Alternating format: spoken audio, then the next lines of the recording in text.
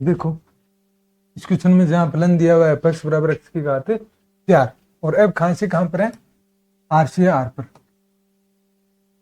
f बराबर है x की घात 4। तो ऐसे क्वेश्चन हम कर चुके हैं, वैसे एक्स स्क्वायर की तरह ही होगा क्योंकि f r से r पर है, तो मैं इसको सीधा ही लिख दूं।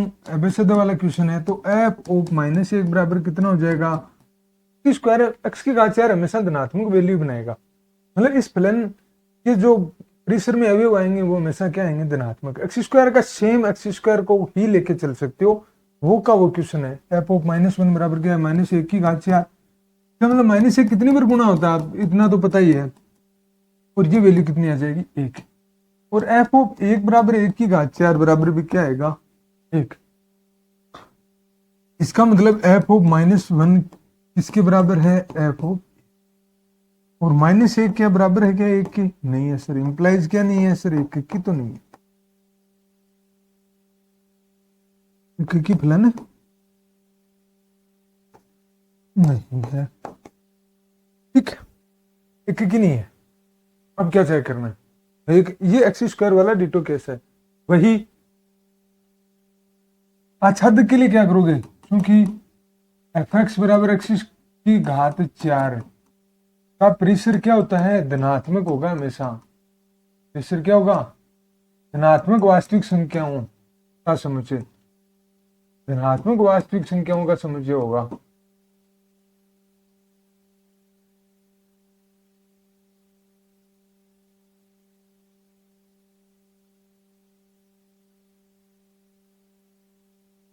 एक्स बराबर एक्स की घात 4 धनात्मक वास्तविक संख्याओं का होता है परिसर, जबकि सहप्रांत यहाँ पे आर दिया हुआ है, इसका मतलब परिसर सहप्रांत के क्या नहीं है, बराबर नहीं है। तो ये 1 की भी नहीं है और क्या नहीं है, आच्छादक भी नहीं है, न तो 1 की है और न ही आच्छादक। एफ एक्स बराबर 3x, बहुत आसान क्वेश्चन है, अब ऐसे दवाले में आ भी सकता है, और ये जरूर लिखना है कहां से कहां पर, आर से आर, ठीक है सर। 1 की होने के लिए क्या होना चाहिए, 3x है तो f(x1) बराबर क्या ले लो, f(x2) इंप्लाइज 3 ऑफ x1 बराबर, भाषा तो यहाँ जरूरत है नहीं तो, और वैसे कर भी चुके, इंप्लाइज क्या हो जाएगा, x1 बराबर क्या हो जाएगा, केवल एक ही केस आ रहा है, वहां क्या आ रहा था आप देख भी लेना, x1 की घात 4 बराबर x2 की घात 4 आ रहा था। इसका मतलब क्या होता है, x1 बराबर ± x2 के ही होगा, दो केस आए थे वापस से, एक्स स्क्वायर में भी दो ही आते हैं, एक्स क्यूब में एक ही आता है। देखना सम घात हो तो दो केस बनते हैं, यहाँ एक ही बनेगा विषम घात में। x1 बराबर x2 है, इसका मतलब क्या है, 1 की, 1 की तो है। आच्छादक, आच्छादक के लिए यहाँ कोई धनात्मक ऋण एक्स जैसा होगा वैसा ही y बनेगा, तो कुछ नहीं कह सकते कि परिसर में धनात्मक और ऋणात्मक संख्याएं सारी होगी। तो मैं यहां से डायरेक्ट ले लेता हूं कि y बराबर 3x, एफ एक्स बराबर क्या मानते हैं हर बार, का मतलब 3x बराबर कितना है, y। तो हमें क्या करना आता है, x बराबर, x को एक तरफ ले लो, x बराबर क्या आ गया, y/3 आ गया सर, कोई दिक्कत ही नहीं, x बराबर y/3 है, तो ये हो गया सोल्यूशन। प्रत्येक y के लिए, y क्या है, एक वास्तविक संख्या, ऐसा x क्या मिलेगा, y/3 भी तो एक वास्तविक संख्या होगी ना, तो प्रत्येक y के लिए एक ऐसा x कौन मिल रहा है, y/3, जहां 3 बटे y की जगह x की जगह क्या रख रहे हैं हम, y/3, ये 3 गुणा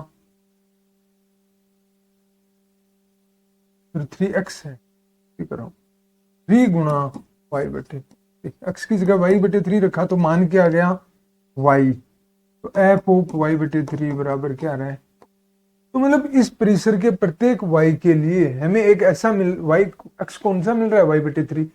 तो मैंने यहां वास्तविक संख्या ले रहा हूं, तो कोई भी वास्तविक संख्या y के लिए y/3 भी एक वास्तविक संख्या पक्की मिलेगी, होती है, y/3 भी एक वास्तविक संख्या होती है। तो प्रत्येक इस एक संख्या के लिए एक ऐसा y/3 मिल जाएगा जिस y/3 की क्या बन जाएगा, प्रतिबिंब क्या होता है, y। तो क्या फलन है, अतः तो ये x जरूर लाना है बस। तो प्रत्येक y के लिए आपको y/3 मिल जाएगा, y वास्तविक संख्या है तो y/3 भी वास्तविक, तो प्रत्येक y के लिए एक बिंब मिल रहा है, प्रांत में जिसकी इमेज y होती है, तो प्रत्येक y के लिए बिंब कैसा मिलेगा या x कैसा मिलेगा y/3, और उस y/3 की इमेज क्या हो जाती है y/। एककी और आच्छादक दोनों है, और जो फलन एककी नहीं होता उसको बोलते हैं बहुएकक। ये पूछ लिया तो मोस्ट इंपोर्टेंट क्वेश्चंस में है संबंध और फलन की विविध एक्सरसाइज में। देखो मैं आपको एक चीज बताता हूं, पहले मोड एक्स वहां पे लिखा था इतनी एक्सप्लेन करनी, 11वीं में भी देख लेना। ये वास्तव में फलन होता क्या है, इस फलन को कहते हैं कि अक्स वैल्यू क्या रहेगी, अक्स कब, अक्स का मान 0 या 0 से ज्यादा है, और अक्स का मान क्या रहेगा -x, जब अक्स का मान लेस देन हो। क्या कहने का मतलब 2 है ना अक्स, तो अक्स का मान क्या रह जाएगा f(2), वैसा का वैसा क्या रह जाएगा। मैं कहता हूं सर -2 है, तो हम कहते हैं ना मोड एक्स हमेशा धनात्मक होता है, तो कैसे f(-2), अब क्या होगा -x हो जाएगा, और x कितना लिया है 2, तो माइनस का क्या हो जाएगा x बराबर -2, माइनस और माइनस। तो लिखने का तरीका ये होता है कि जब x क्या होता है धनात्मक और x ऋणात्मक होता है, तो उसको हम क्या ले लेते हैं, फलन क्या परिभाषित करते हैं -x, समझे, f(-3), तो f(-3), अब देखो संख्या माइनस है तो मान क्या रहेगा, ये वाला फलन रहेगा, तो और x की जगह क्या लिया मैंने माइनस, बन गया ना देखो धनात्मक, तो हर ऋणात्मक संख्या का मान भी क्या बन जाता है पॉजिटिव। ये फलन को लिखने का तरीका ये होता है मापांक फलन।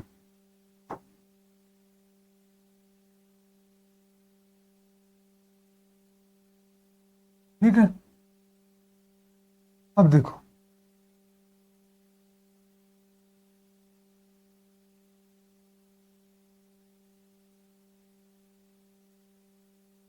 देखो अब फलन क्या दिया हुआ, यहां समझना कि फलन R से कहां परिभाषित है, एक ऐसा समुच्चय x वास्तविक संख्याओं का जहां x की वैल्यू कितनी है -1 से लेकर 1 के बीच में, मतलब वो सारी वास्तविक संख्याएं जो -1 से लेकर 1 के बीच में होती हैं, तो सीधा भी लिख सकता हूं।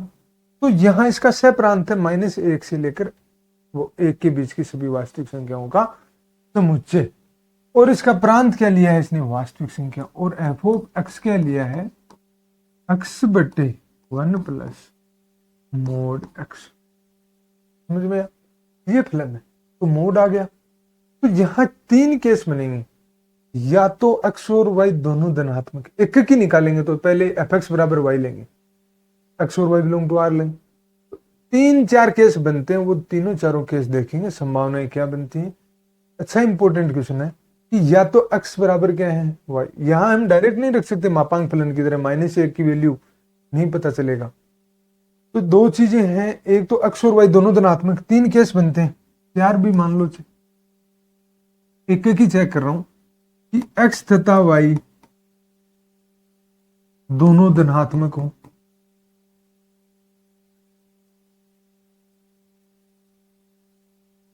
x तथा y दोनों ऋणात्मक हो,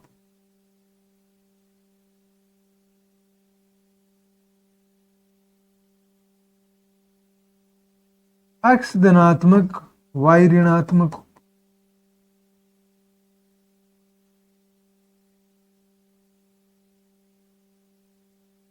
x ऋणात्मक या y धनात्मक हो, चारों चीजें देखिए क्या होता है, कोई आज टफ नहीं है, बस आपको तो समझना है। पहला केस लेते हैं एककी के लिए, थोड़ा सा अच्छा क्वेश्चन है, इंपॉर्टेंट क्वेश्चन है, लेंथी क्वेश्चन है, लेकिन है इजी। मैं दोनों धनात्मक लेता हूं, मतलब x और y किसके अवयव हैं वास्तविक संख्या R के, जहां x और y क्या है ग्रेटर देन 0, मतलब दोनों धनात्मक। अब दोनों धनात्मक हैं तो f(x) क्या बन जाएगा बताओ, x धनात्मक है तो देखो वैल्यू वैसी की वैसी रखेंगे, वो फलन हमने लिया भी है, और वो फलन वापस से मैं लिख देता हूं कि f(x) बराबर क्या होता है, यहां x जब मोड x क्या हो, x ग्रेटर देन 0 हो, और -x जब x लेस देन 0, ये क्या होता है मोड x। तो मोड की जगह देखो, अब x और y दोनों धनात्मक हैं, तो x/1 + x नहीं हो जाएगा क्या, क्योंकि धनात्मक है, बिल्कुल हो जाएगा सर। और y भी धनात्मक है तो ये क्या बन जाएगा, मोड हटा दिया ना, अब काटना इजी होगा वरना कट नहीं सकता। अब मैं क्या करता हूं कि मानना f(x) बराबर क्या है, y x बराबर क्या लेता हूं, मैंने पहले दोनों धनात्मक ले लिए, चारों केस से डिस्कस कर लूंगा कि एक ही है कि नहीं है। इसमें 4 केस आएंगे, केवल एक ही ऐसा क्वेश्चन है x y बटे y है।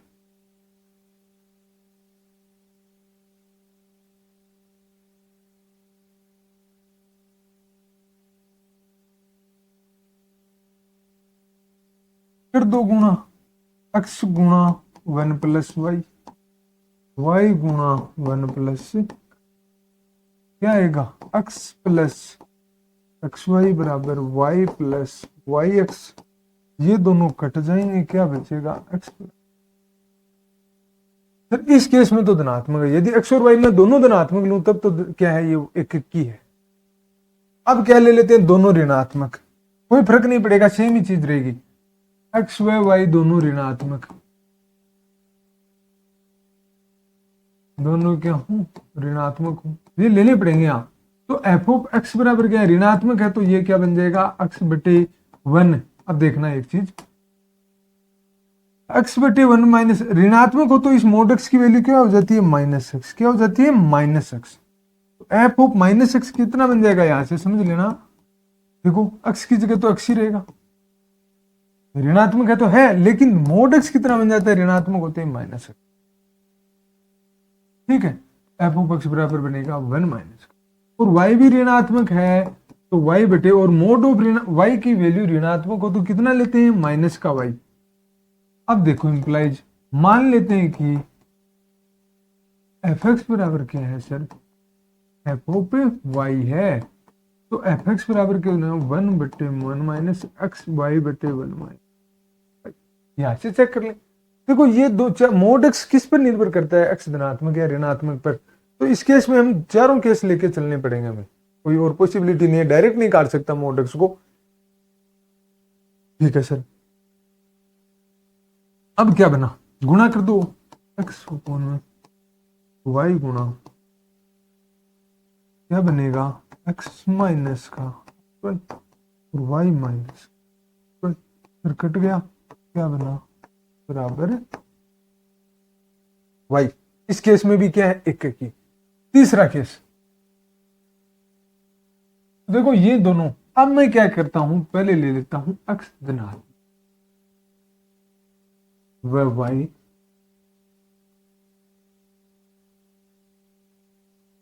क्या दिक्कत है, तो एफ एक्स क्या बन जाएगा, x धनात्मक है तो 1 बटा, और मोड x कितना धनात्मक है, प्लस x रह जाएगा, और y से ऋणात्मक है तो y बटे 1 प्लस मोड y, तो मोड y ऋणात्मक है तो y की वैल्यू कितनी होती है सर, माइनस y होती है, हमें पता है, तो ठीक है सर। अब मानना एफ एक्स बराबर क्या है, एफ ऑफ y, ठीक है, तो रख दो x बटे 1 प्लस एक्स बराबर y बटे 1 माइनस का y, गुणा कर दो x गुणा 1 माइनस y बराबर y गुणा 1 प्लस x, दोबारा से x माइनस का एक्स वाई बराबर y प्लस का एक्स वाई, ठीक है सर। एक्स वाई को इधर ले आओ और y को इधर ले जाओ, x माइनस का y बराबर, एक्स वाई इधर आएगा, एक्स वाई प्लस का कोई दिक्कत नहीं, एक्स वाई बराबर एक्स माइनस का y बराबर 2x, ये बनता है सर, x बराबर y तो नहीं है, लेकिन क्या ऐसा संभव है क्या, देखो एक चीज देखनी है, ये यहां मेन पॉइंट है, x क्या लिया था मैंने सर, धनात्मक लिया, और y क्या लिया था सर, ऋणात्मक लिया था, ये है x माइनस का y, y ऋणात्मक है, जैसे y माइनस का 2 है तो माइनस और माइनस 2 कितना हो जाएगा, प्लस का, तो y ऋणात्मक है तो y माइनस का y भी क्या हो जाएगा, धनात्मक, x पहले से धनात्मक है, तो ये पूरी संख्या क्या बन रही है सर, धनात्मक बन रही है, चलो बराबर है, कोई दिक्कत नहीं, समीकरण क्या, ये समीकरण भी सही है क्या, ऐसी समीकरण ही नहीं बनेगी, क्यों नहीं बने, देखो x धनात्मक y ऋणात्मक, सर ये संख्या तो क्या है, ऋणात्मक है, इधर तो धनात्मक है और मैं कह रहा हूं इधर ऋणात्मक है और ये लेके चल रहे हैं, ये क्या है सर? संभव नहीं है, संभव नहीं। इसका मतलब क्या हुआ कि x धनात्मक और y ऋणात्मक वाला जो ये केस लिया था, अभी मतलब x जब धनात्मक होगा ये संभव नहीं है, मतलब ये कभी संभव नहीं है। जो केस उल्टा पड़ गया, हम कोई चीज मान के चले और वो आगे गलत सिद्ध हो गई, इसका मतलब जो माना था वही गलत होता है। एक थ्योरी होती है, एक मेथड होता है, जब हम प्रूफ में करते हैं कि सर माना ये और आगे दिखा दें कि ये तो आगे जाके गलत बन गया सिस्टम, तो मतलब जो माना था वो गलत। हमने क्या माना था कि एफ एक्स बराबर सर वाई माना था, और आगे चले तो समीकरण ही गलत आ रही है। ये तो इधर पूरा धनात्मक, क्या कोई संख्या धनात्मक इधर हो और इधर ऋणात्मक हो बराबर हो सकती है क्या सर? कभी नहीं हो सकती। कम से कम समीकरण में दोनों पलड़े बराबर हों तो दोनों या तो धनात्मक या दोनों ऋणात्मक। सर यहाँ एक धनात्मक बन रहा है एक ऋणात्मक बन रहा है, इसका मतलब ये असंभव है। ये असंभव है तो मतलब जो माना था वही गलत था। इसका मतलब एक्स धनात्मक हो और वाई ऋणात्मक हो तो कभी एफ एक्स बराबर एफ वाई ही नहीं होगा। और तो इसका मतलब ये वन वन होगा कि नहीं होगा? एक्स और वाई बराबर नहीं होंगे, एफ एक्स बराबर एफ वाई कभी होगा ही नहीं। एक्स और वाई क्या है? एक धनात्मक है, एक जब बराबर ही नहीं है इसका मतलब एक्स और वाई की इमेज ही क्या है? अलग अलग है। तो इस केस में तो पक्का क्या है सर? एक ही है। जब एक्स धनात्मक और वाई ऋणात्मक है तो एफ एक्स बराबर एफ वाई दोनों की इमेज कभी बराबर ही नहीं होगी, तो इसका मतलब दोनों की इमेज अलग अलग होगी, और अलग अलग होगी तो इसका मतलब एक ही है। चौथा केस सेम ही आएगा, कोई फर्क नहीं रहेगा, वही ऐसे के ऐसे ही होगा, आप देख लेना उसमें कोई। मैं एक्स वाई धनात्मक ले लेता हूं तो भी यही आएगा, मतलब वाई ऋणात्मक की जगह धनात्मक ले लूंगा तो ऐसा ही बनेगा, वो भी समीकरण संभव नहीं बनेगी। लेकिन यहां बराबर होता है तो एक्स बराबर वाई, मतलब दोनों धनात्मक हो और दोनों ऋणात्मक हो और दोनों की इमेज बराबर आ रही है दो अवयवों की, तो इसका मतलब एक्स और वाई क्या है? बराबर है। लेकिन एक धनात्मक है और सिर्फ एक ऋणात्मक है फलन में, तो कभी एफ एक्स बराबर एफ वाई ही नहीं होगा। इसका मतलब एक धनात्मक, जैसे एक तो मैंने एक्स तो ले लिया एक, वाई ले लिया -2, तो एफ एक और एफ -2 है ना, हमेशा उनकी इमेज अलग ही होगी। अलग मतलब भिन्न ही होगी, पक्का अलग अलग होगी, भिन्न भिन्न होगी। क्यों होगी? क्योंकि बराबर होती तो ये समीकरण ही गलत आ रही, तो ऐसा तो कभी पॉसिबल ही नहीं है। ठीक है, तो इसका मतलब एफ, तो ये फलन क्या हो गया? एक एक फलन क्या हो जाएगा सर? अब फलन क्या मानेंगे? आच्छादक। क्या लेना है? आच्छादक। आच्छादक के लिए मैं क्या ले लेता हूं? वही कि माना y बिलोंग टू क्या है, कौन सा जो परिसर क्या है? x, जहां x बिलोंग टू x क्या है? -x लेते हैं नीचे, और x बिलोंग टू ऐसी वास्तविक संख्या है जो -x हो। मैंने y लिया तो जहां एफ एक्स बराबर क्या है? y, हम यही लेके चलते हैं।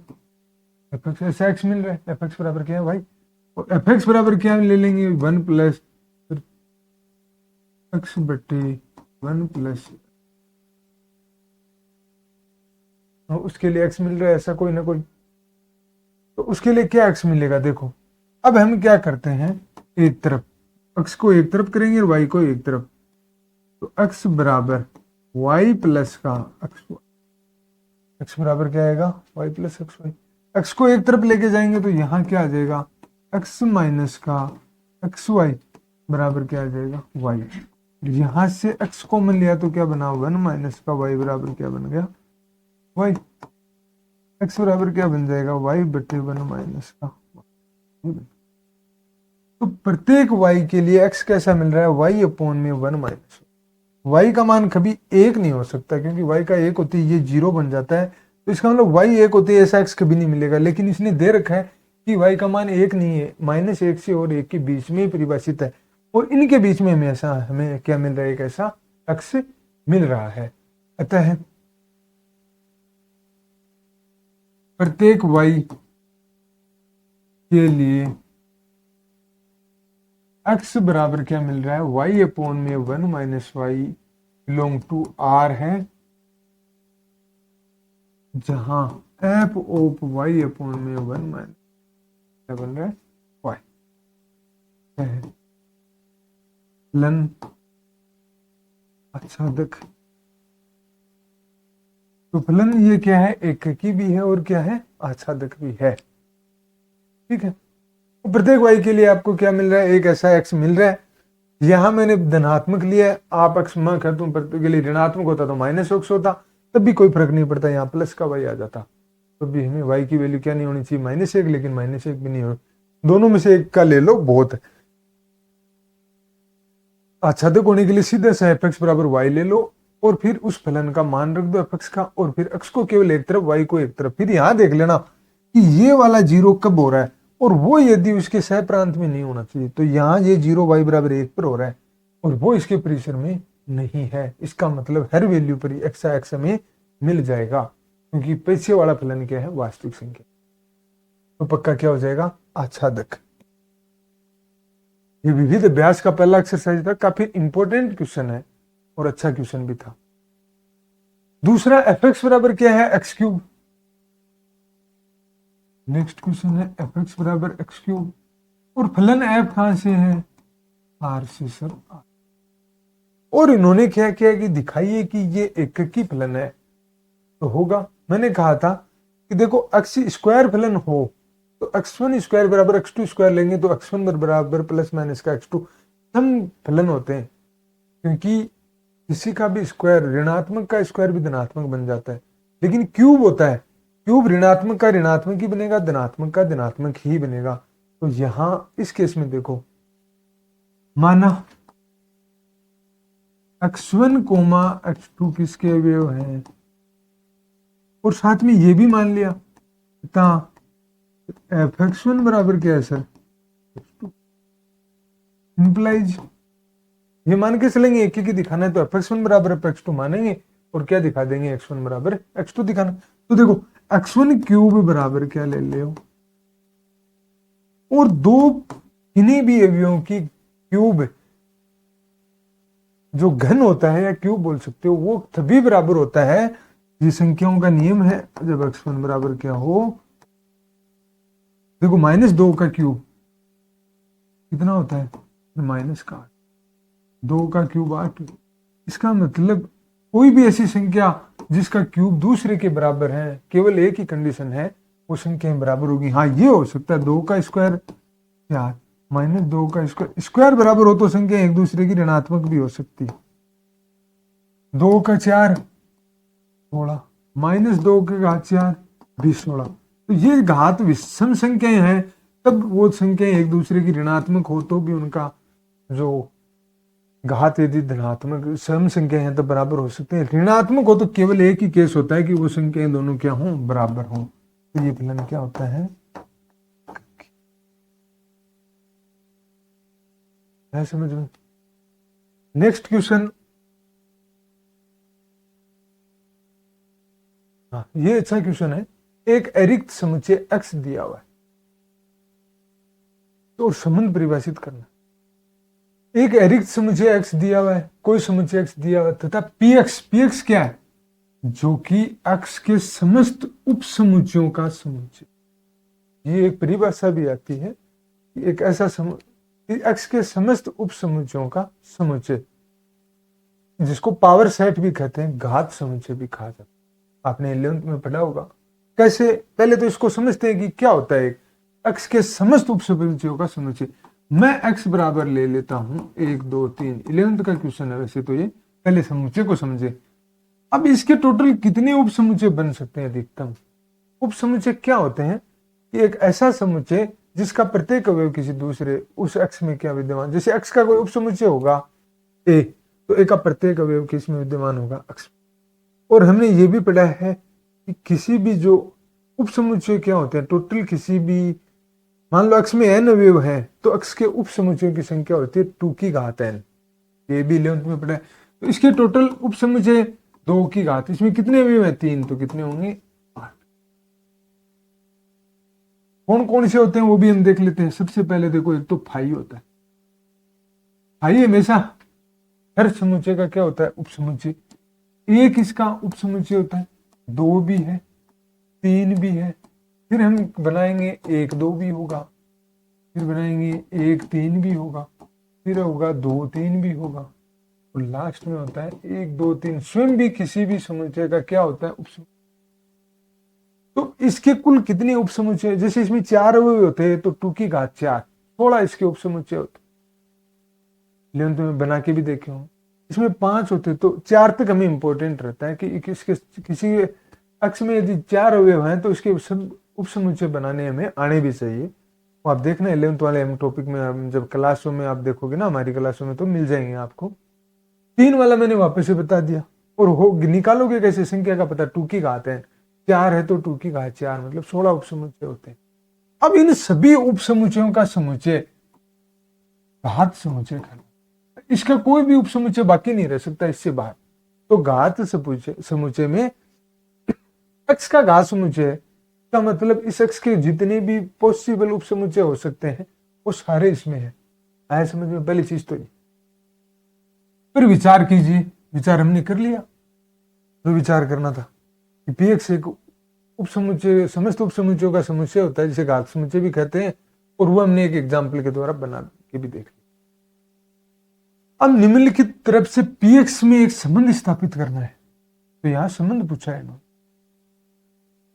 अब वो संबंध क्या है, पीएक्स में उपसमुच्चयों ए से बी, पी में जो समुच्चय है वो ए से बी के लिए, ए से बी के मध्य क्या संबंध होगा। तो पीएक्स में क्या है, पीएक्स एक समुच्चय है, अक्ष के उपसमुच्चय, तो इसके अवयव क्या होंगे, अक्ष के उपसमुच्चय। इसके अवयव क्या होते हैं, ये देखो, इसके अवयव अक्ष के उपसमुच्चय होते हैं।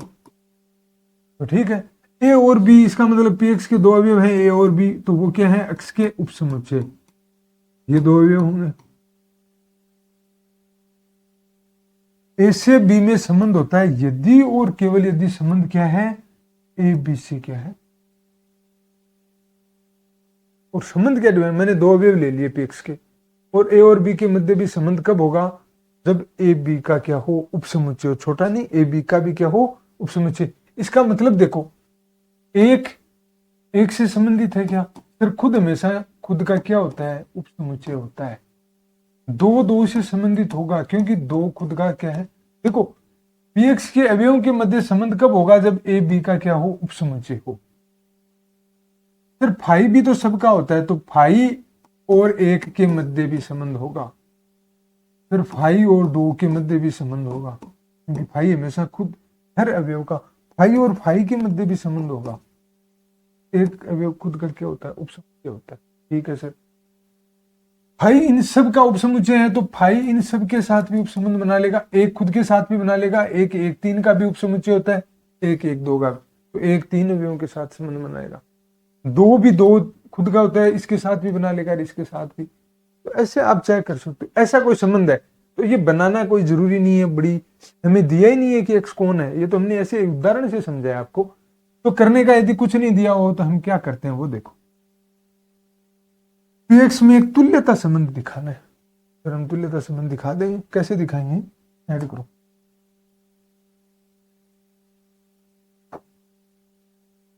देखो, पीएक्स ए और बी कहां पे है, किसके अवयव हैं, पीएक्स। ठीक है, और ए बी से संबंधित कब है, जब ए क्या हो, बी का उपसमुच्चय। स्ट्रिक्टली दिया हुआ है क्या, रिस्ट्रिक्टली है नहीं, लेस इक्वल टू दिया हुआ है, ये याद रखना, यहां चेंज करना आपको, ये लेस और इक्वल।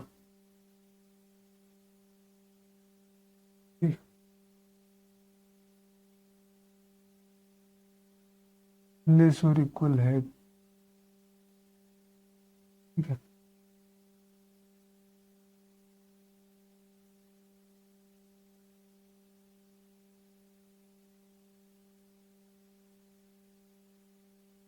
तो देखो, ये लेस, ये रख दो एक बार, कि ए बी से संबंधित है जब ए बी का क्या हो, उपसमुच्चय हो। तो देखो आगे क्वेश्चन में माना, अब आपको तुल्यता संबंध मतलब पहले समतुल्य चेक करना है, और समतुल्य चेक करने के लिए क्या करेंगे, समतुल्य चेक करना है तो सबसे पहले लेंगे इसका एक अवयव, माना ए बिलोंग टू क्या है, और कोई भी हमें पता ए से संबंधित कब होगा, और हमें ये भी पता है क्योंकि प्रत्येक समुच्चय क्या होता है, खुद का या स्वयं का, स्वयं लिख, प्रत्येक समुच्चय स्वयं का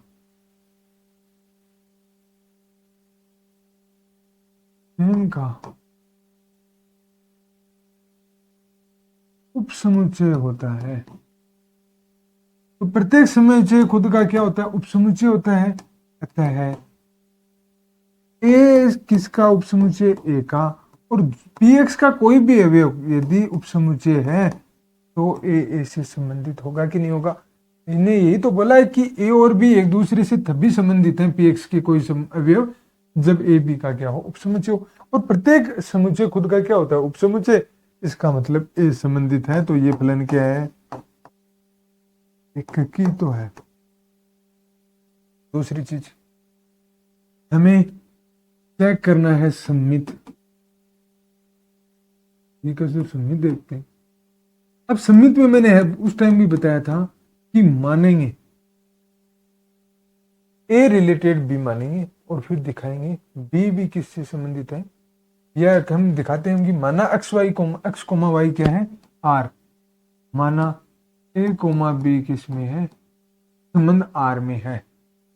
इसका मतलब क्या, और हम दिखाना होगा बी कोमा ए बी किस में है, आर में।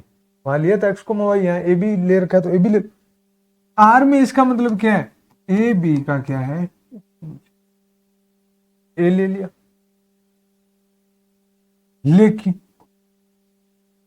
तो क्या बी लेस देन आर होगा, भाई बी ए से संबंधित हो गया क्या, बी ए बी से संबंधित है, तो बी ए से संबंधित यदि होगा तब तो वो सम्मित हो जाएगा। देखो एक समुच्चय बी का क्या है, उपसमुच्चय। ए बी से संबंधित होने का मतलब ए क्या है, बी का उपसमुच्चय। लेकिन यहां बी ए का उपसमुच्चय हो जरूरी नहीं होता। देख लो, इसे यहीं से देख लो कि एक उपसमुच्चय है किसका, 1,3 का।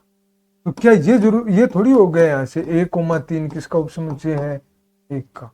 तो यही बात यहां आ रही है कि ए बी का उपसमुच्चय होता है, तो जरूरी नहीं है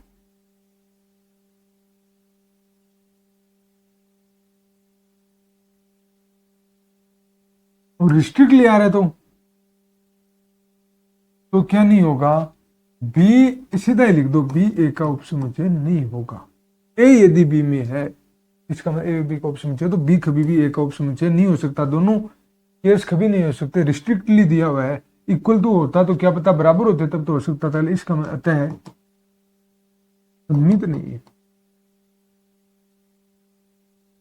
और उपसमुच्चय नहीं है, मतलब बी रिलेटेड ए नहीं है, सम्मित नहीं है। फिर देखते हैं संक्रामक, सम्मित चेक कर लिया। फिर आता है संक्रामक।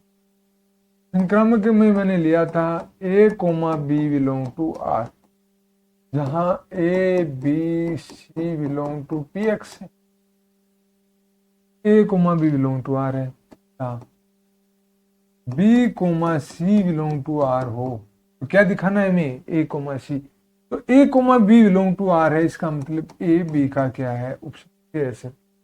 बी कोमा सी आर है, मतलब sir b comma c, b भी किसका है, सी का उपसमुच्चय। और हमें क्या दिखाना है, शो करना है या दिखाना है, दर्शाना है। ये दो मानेंगे, तीसरा दिखाना है कि ए क्या हो, सी का उपसमुच्चय हो। तो देखो ये दो मान लिए, इसका मतलब चूंकि ए बी का उपसमुच्चय और बी सी का उपसमुच्चय इंप्लाइज कोई एक अवयव, ये परिभाषा भी है, ए बी का उपसमुच्चय होता है। बाय एग्जांपल वगैरह 11th में है, जो हम आपने हमारी क्लासेज लिए तो पक्का देख लेना चाहिए। और बी सी का उपसमुच्चय है, इंप्लाइज क्या होता है, ए बी का उपसमुच्चय और बी सी का उपसमुच्चय होगा, तो क्या हो जाएगा, ए बी किसका उपसमुच्चय होता है सर, सी का। तो यही तो है ए सी का उपसमुच्चय, इसका मतलब ए कोमा सी किस में है, संबंध आर में। इसका मतलब क्या हो जाएगा, ये संक्रामक। तो संक्रामक है और समतुल्य भी है, लेकिन सम्मित नहीं है। ये हमेशा कभी भी नहीं होता, ए लेस देन बी है तो बी लेस देन ए जरूरी नहीं है। नेक्स्ट क्वेश्चन देखेंगे, इसे अगले वाला क्वेश्चन। क्या है वो देखो, स्वयं के ए से स्वयं तक के समस्त आच्छादक फलनों की संख्या निकाल। स्वयं से स्वयं पर आच्छादक फलन सेट क्या दिया हुआ है, 1 2 3 n, 1 2 3 n पर आच्छादक समस्त आच्छादक फलनों की संख्या।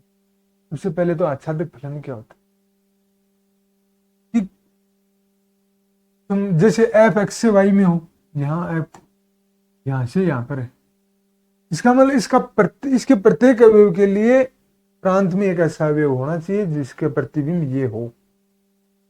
और साथ में फलन क्या कहता है, इसके प्रत्येक अवयव की जो प्रतिबिंब भी क्या होना चाहिए, अद्वितीय होना चाहिए। इसका प्रत्येक अवयव समुच्चय बी से भी जुड़ा हुआ होना चाहिए। फलन की परिभाषा ये होती है।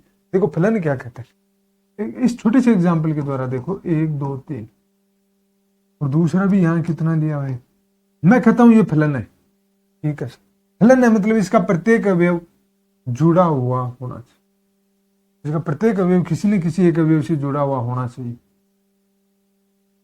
मान लो ऐसा था, एक अवयव केवल एक से जुड़ा होना चाहिए, प्रत्येक अवयव पहली बात तो जुड़ा होना चाहिए, और दूसरा प्रत्येक अवयव किसी एक ही अवयव से जुड़ा, तो ये अवयव इससे जुड़ा हुआ है, एक से जुड़ा हुआ है, ये भी केवल एक से जुड़ा हुआ है, 3 भी जुड़ा हुआ है, फलन तो है। अब इसने क्या कहा सर, आच्छादक है, तो आच्छादक होने के मतलब इनके प्रत्येक अवयव भी क्या होने चाहिए, किसी न किसी अवयव से जुड़े होने चाहिए। 3 नहीं जुड़ा हुआ, तो देखो दोनों एक से एक पर है और फलन है, तो पहले तो बात प्रत्येक अवयव जुड़ा होना चाहिए, समझना इनको, और प्रत्येक अवयव इसके भी जुड़े होने चाहिए, ये इससे जुड़ा, ये इससे जुड़ा।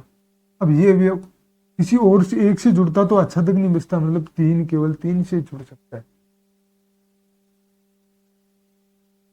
इस x से x में यदि धनात्मक अवयवों की संख्या है, परिमित है, तो यदि कोई फलन आच्छादक होता है तो ऑटोमेटिकली वो क्या हो जाता है, एककी भी हो जाता है।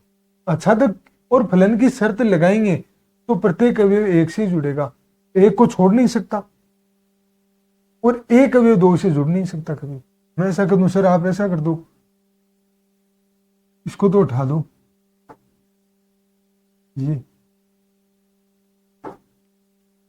ये 3 है ना, आप 2 से जोड़ दो, अरे ये तो फलन ही नहीं रहा, सारे जुड़ गए, और 3 को 2 से जोड़ दो, ये तो जुड़ जाएगा, 2 भी 2 से 3, लेकिन एक अवयव 2 से कभी नहीं जुड़ सकता, फलन की परिभाषा को क्या नहीं करता, सूट नहीं करता।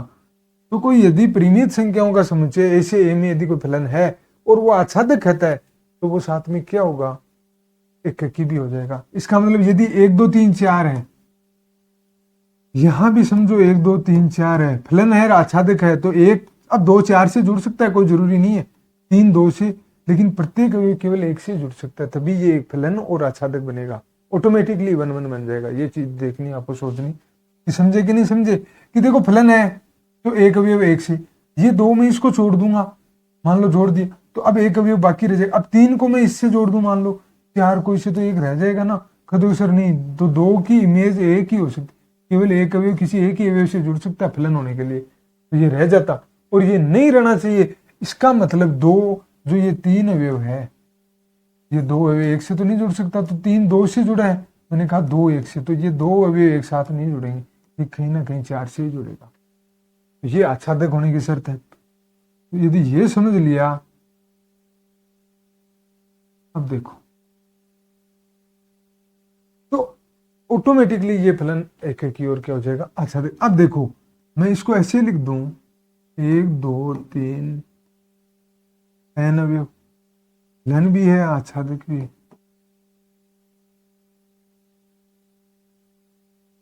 समझना। अब जुड़ना है, ये एक अवयव किसी एक ही अवयव से जुड़ सकता है, परिमित है, तो इसके लिए कितनी अपॉर्चुनिटीज बची हैं, इसके लिए तो n बचे हैं। एक अवयव जुड़ सकता है, एक से भी जुड़ सकता है, अभी तो इसके साथ सारे ऑप्शन पड़े हैं। एक अवयव कितने अवयव से, इससे भी जुड़ सकता है, इससे भी या इससे भी, तो एक अवयव के लिए कितनी उपलब्धियां हैं, n, ये आ जाता है उसका भी। अब देखो 2 के लिए कितनी बची, एक तो जुड़ गया किसी न किसी एक अवयव से, तो 2 के लिए कितने अवयव बचे बाकी, n-1 नहीं बचे सर। 3 के लिए कितने बचे, पर ये जुड़ गया, एक ने खिनी खिनी एक अवयव से ये जुड़ा है, पक्का एक अवयव से ये जुड़ा है। अब ये बाकी बचे हुए अवयवों से जुड़ सकता है, उनसे जुड़ते तो अच्छा तक नहीं रहेगा। तो 3 के लिए कितनी बचेंगी सर, n-2। ऐसे करते करते लास्ट वाले अवयव के लिए कितनी बच जाएंगी संभावनाएं, 1। कितनी संभावना बचेगी, 1 है। एफ एन इन संख्याओं को हम x मान लो एक बार, x से x, जहां x बराबर क्या है 1 2 3 से लेकर कुल आच्छादित फलनों की संख्या, संभावित आच्छादित फलनों की संख्या।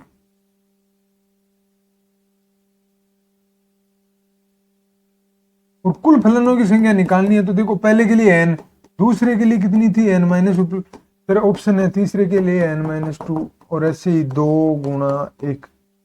कुल फलनों की संख्या, इनको गुणा कर दो निकल जाएगी, मैं भी समझा भी दूंगा।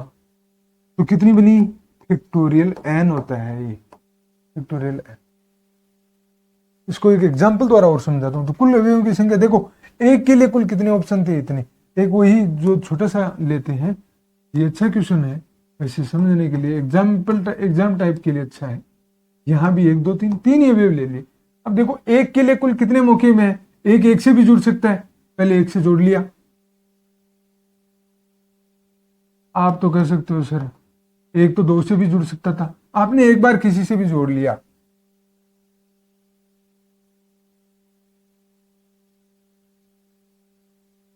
एक 2 से जोड़ दिया, कोई दिक्कत नहीं, एक 3 से भी, तीनों मौके जोड़ दिए हमने। फिर ये में, फिर अब एक से जुड़ गया, एक से जुड़ गया। दो के दो लिए 2 ऑप्शन है, 2 3 से भी जुड़ सकता है सर। अब और 2 किससे जुड़ेगा, एक से, 2 3 से भी जुड़ सकता है, 2 से भी, दोनों मौके बच गए। बचा क्या, 3।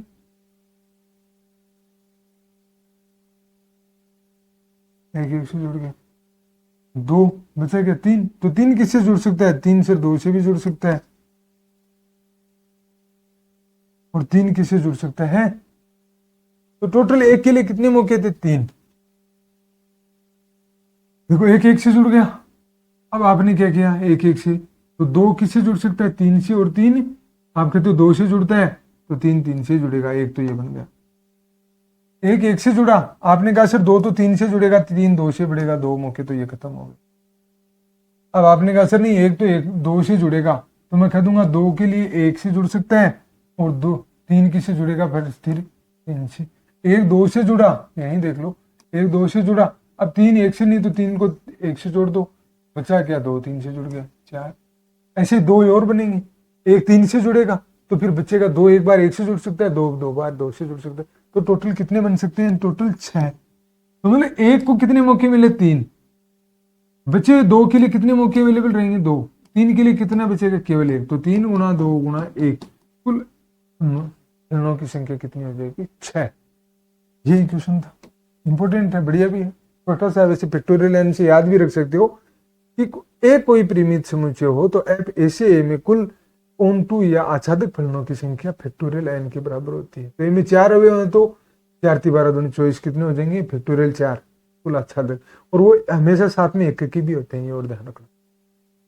अब देखो क्वेश्चन नंबर 5, ये क्या कहता है, तो देखना कि मान लीजिए कि a बराबर -1 0 1 2 है, और b बराबर है f और g है। तो f तथा द्वारा परिभाषित फलन है, क्या f तथा g समान है, इन्हें उत्तर का औचित्य भी बताइए।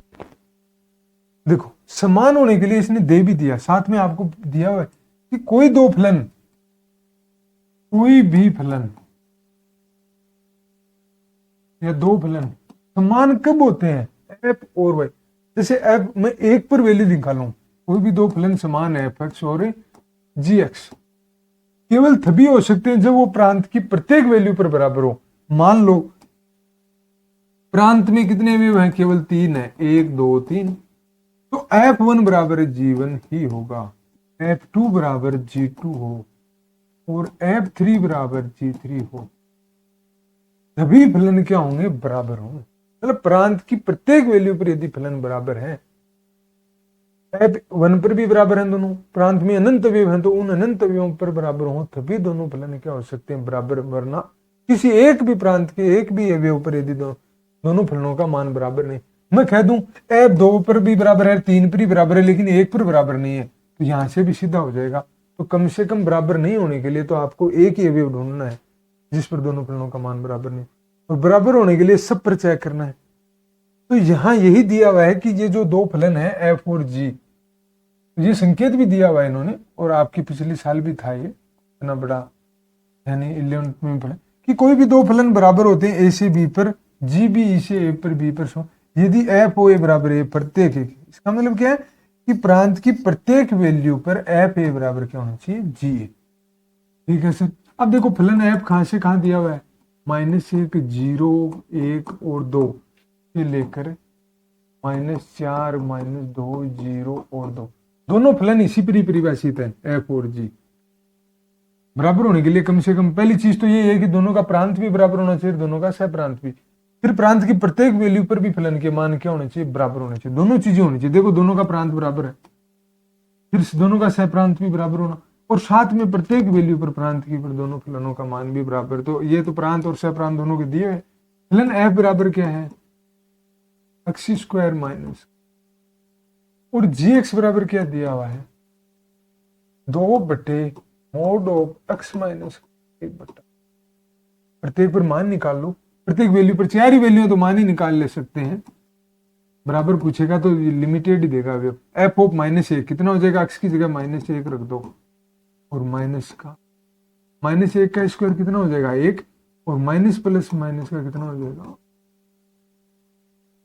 एफ ऑफ 0 निकाल लो, 0 का स्क्वायर माइनस का 0 बराबर 0, एफ ऑफ 1 निकाल लो, 1 का स्क्वायर माइनस का 1, 1 - 1 बराबर भी, और एफ ऑफ 2 बराबर कितना आया, 2 का स्क्वायर माइनस का 2 बराबर 4 - 2। ठीक है सर, ये तो नहीं। अब जी निकालो, जी ऑफ -1, 2 x की जगह केवल -1 रखना है, 2/, -1 माइनस का 1/2 माइनस का 3/2, मोड हमेशा संख्या को क्या कर देता है, धनात्मक, 2/3/2, और ये कितना हो जाएगा 2 गुणा 2/, तो यही खत्म हो गया।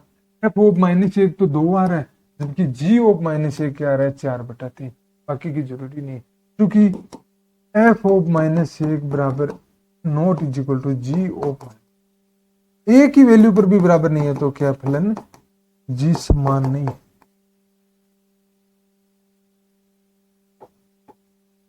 ठीक है, देखो यहां पे हमने क्या किया कि 1, 2, 3 में हो तो ऐसे संबंध जिनमें 1, 2 और 1, 3 हो तो वो समतुल्य और सममित और संक्रामक नहीं हो, तो 1, 2 और 1, 3 को तो शामिल करने के लिए बोला ही गया है इस संबंध में, तो कर लिया। अब पहले देखो समतुल्य होना चाहिए, इसका मतलब 1, 1, 2, 2 और 1, 3, 3 तो होना ही चाहिए, समतुल्य भी बन गया।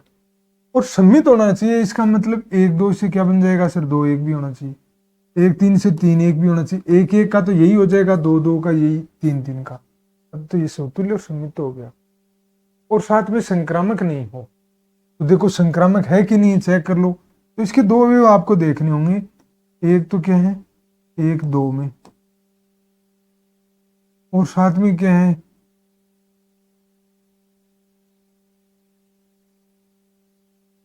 2, 1 में है, इसमें है अपने पास ये रहा, और 1, 3 भी इसमें है क्या सर, है, ये दोनों है तो इसका मतलब 2, 3 भी होना चाहिए, अरे ये तो नहीं है, तो मतलब ये क्या नहीं है, संक्रामक।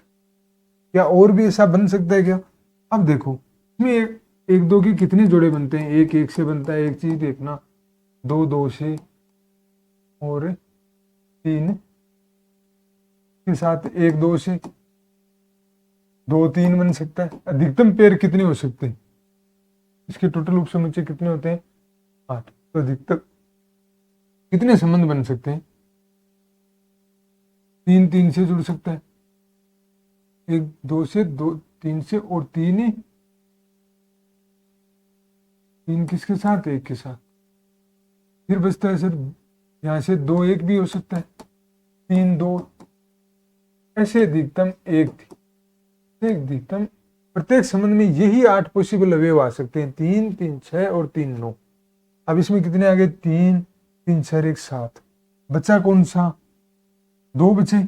सर में अब दूसरा बनाने, एक तो ये बन गया अपने पास, अब मैं क्या कहूंगा कि इसमें ये तो है ही है, 1 2 1 3 1 1 2 2, अधिकतम संबंध में यही सेट आ सकते हैं, 3 3 2 1 हो गया, मिलेगा। ये तो नहीं है, एक तो ये हो गया अपने पास संबंध जो संक्रामक नहीं। मैं कहता हूँ सर अब मैं बचा कौन सा इसके पास, हमारे पास 2 3, इसको ले लेता हूँ, मान लो शामिल कर लिया। संक्रामक होने के लिए इतना तो होना चाहिए, समतुल्य और समित। 1 3 2 3 शामिल किया तो हमें मजबूरी में 3 2 शामिल करना ही पड़ेगा, समित बनाएंगे तो, और ये बनाएंगे तो ये पूरा संबंध क्या बन जाता है, साथ में संक्रामक भी बन जाएगा। देख लेना चाहिए, सब चेक करते हैं तो ऐसा संक्रामक ही तो नहीं चाहिए हमें। तो केवल कितने संबंध बनेंगे यहाँ पे, एक। तो इसका उत्तर क्या होगा। नेक्स्ट क्वेश्चन पे चलते हैं। ऐसे ही है, a बराबर 1 2 3, 1 2 3 है, 1 2 3 है, तो संबंध कितने बन सकते हैं, 1 1 से, 1 2 2 से, ये भी थोड़ा ध्यान में देख लो। 3 3 से संबंधित हो सकता है, 1 2 से, 2 3 से, 3 2 से, और कोई पॉसिबिलिटी बचती नहीं है, 2 1 से, 2 3 2 से, और 2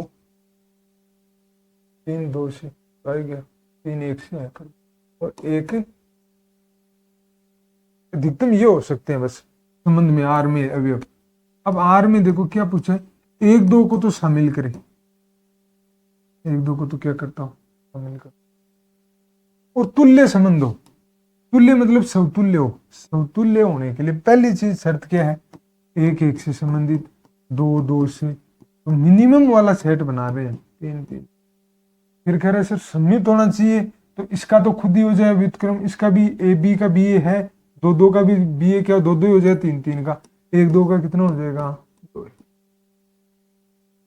और ये संक्रामक है क्या, देखो 1 2 2 2, इनसे क्या बन जाता है, 1 2, 1 2 इसके साथ और कोई है, 1 2 2 1 से क्या बन जाता है, 1 1 है सर, 1 1 यहाँ से देख लो, 1 1 और 1 के साथ कौन सा आएगा, शुरुआत ये रहा, ये तो जोड़ लिया, इससे 1 2 ही बनता है। फिर 2 2 से कौन सा आ रहा है, 2 1, इससे क्या बन रहा है, 2 1, ये खुद ही रहा 2 1। फिर 2 2 को और किसके साथ जोड़ोगे, किसी के साथ नहीं जुड़ा, 3 3 किसी के साथ नहीं जुड़ा, 3 3 मतलब क्या है, संक्रामक। दूसरा इसके अलावा क्या और मिलता है देखते हैं, ये तो कम से कम है ही संक्रामक, 2 2 3 3 और 2 1। अब कितने अवयव बचते हैं अपने पास, 5 तो आ गए, बच्चे कौन से, 4, वो देख लो कौन कौन से हैं, 1 2 और 2 1 को उठा दो, बचते कौन से, 1 3, फिर 3 1 नहीं है बीच में, 2 3 और 3 2 नहीं।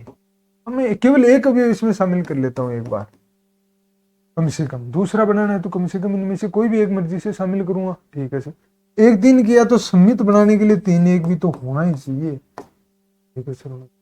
अब इन्होंने कहा संक्रामक भी होना चाहिए, संक्रामक होने के लिए देखो 1 2 है,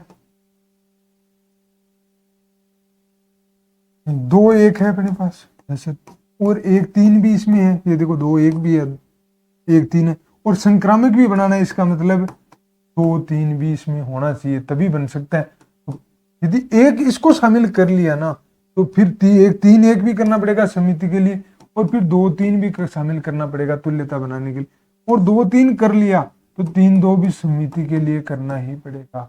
तो मतलब ये अवयव बनेगा। अब तो सारे आ गए, अब कोई बचता नहीं, तो एक तो ये बन सकता है, और एक दोबारा से समझो, 1 2 कम से कम होना चाहिए, समतुल्य सम्मित और संक्रामक तुल्यता संबंध बनाना है, 1 1 2 2 और 3 3 तो सम्मिति की शर्त पर होने चाहिए, 3 तो ये कर ली। सम्मित होने के लिए 1 2 है तो इसका उल्टा 2 1 भी होना चाहिए, 1 1 का तो यही, 2 2 का तो ये 3। अब बचे हुए नहीं भी करें तो ये तो बन रहा है, संक्रामक बन रहा है। हमें कह रहा है सारे निकालने, एक तो बन गया, दूसरे में देखो ये होना चाहिए, समतुल्य होने के लिए ये भी होना चाहिए, सम्मित होने के लिए ये तो कम से कम होना चाहिए, इतने तो। अब बच्चे 4, मैं कहता हूँ सर एक नया बना रहे हैं तो कम से कम आपकी मर्जी से 2 3 ले लो, 1 3 ले लिया मैंने इसके अंदर। अब इसके अंदर 1 3 लेने, और ये तुल्यता होना चाहिए, मतलब समतुल्य भी होना चाहिए, सम्मित भी। तो समतुल्य तो असमित, जैसे 1 3 डाला तो 3 1 सममित की शर्त के साथ आ जाएगा। अब संक्रामक भी होना चाहिए। संक्रामक होने के लिए देखो यहाँ कहेंगे कि सर 2 1 भी है इसमें तो, और 1 3 भी है, तो मतलब 2 3 भी होना चाहिए। तो इसको संक्रामक की शर्त को सेटिस्फाई कराने के लिए 2 3 भी इसके अंदर पकड़ के लाना पड़ेगा। अब 3 2 या तो किसी भी तरीके से ले आओ, या 2 3 का उल्टा है 3 2 होता है, ए बी है तो बी ए भी होना चाहिए समिति, तो फिर 3 2 भी लाना पड़ेगा। या एक और है 3 2 के लिए, देखो 1 3 ले आए, ठीक है, और 3 3 ले, बस ये समिति वाली से आएगा और कोई, तो 2 3 ले आए तो 3 2 लेके आना पड़ेगा, तो समिति से आ गया। अब ये समित समतुल्य संक्रामक है, ये सारे अवयव आ गए, अब कोई बचता ही नहीं है। अरे इसके अंदर ही आएंगे, आएंगे तो एक साथ आएंगे वरना आएंगे नहीं। ऐसा नहीं कि एक बार 2 वाले आए तब भी समतुल्य समित संक्रामक बने। तो यहाँ के अधिकतम कितने हो सकते हैं? तो ये अपनी जो प्रश्नावली थी संबंध और फलन, ये इसी के साथ अपनी क्या हो जाती है, यहाँ पे समाप्त हो जाती है। अब आगे के नया चैप्टर हम स्टार्ट करेंगे।